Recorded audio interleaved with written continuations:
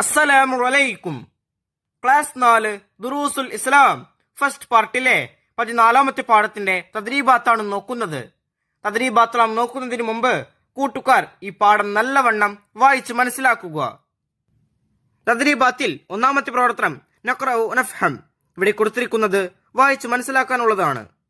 തവാളുഉൻ വിനയം, സാഹിർ ഒരു സ്വഹാബി, കിബർ അഹങ്കാരം, ഞഅലുൻ ചെരിപ്പ്, അൽ ജന്ന സ്വർഗം, ഗനമുൻ ആട്, ഖൽബുൻ ഹൃദയം, ഫഖീറുൻ ദരിദ്രൻ, ഖാറൂൻ മൂസാ നബി അലൈഹിസ്സലാമിന്റെ കാലത്ത് ജീവിച്ച അഹങ്കാരിയായ പണക്കാരൻ, മൂസ അലൈഹിസ്സലാം ഊലുൽ അസ്മിൽപ്പെട്ട പ്രവാചകൻ.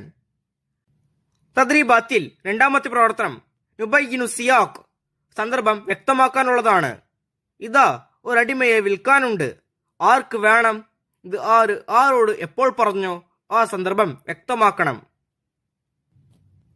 ഒരു ദിവസം സാഹിർ റളിയല്ലാഹു അൻഹു വന്നപ്പോൾ നബി സല്ലല്ലാഹു അലൈഹി വസല്ലമ വീട്ടിലില്ലായിരുന്നു. അദ്ദേഹം അങ്ങാടിയിലേക്ക് പോയി തന്റെ ചരക്കുകൾ പാതവക്കിൽ നിർത്തിവെച്ച് വിൽപ്പന ആരംഭിച്ചു. വീട്ടിലെത്തിയ നബി സല്ലല്ലാഹു അലൈഹി വസല്ലമ സാഹിർ വന്ന കാര്യമറിഞ്ഞ് അങ്ങാടിയിലേക്ക് പുറപ്പെട്ടു. നബി സല്ലല്ലാഹു അലൈഹി വസല്ലമ അദ്ദേഹത്തിന്റെ പിന്നിലൂടെ ചെന്ന് കണ്ണുപൊത്തി. അയാൾ കുതിരിയെങ്കിലും നബി സല്ലല്ലാഹു അലൈഹി വസല്ലമ പിടിവിട്ടില്ല.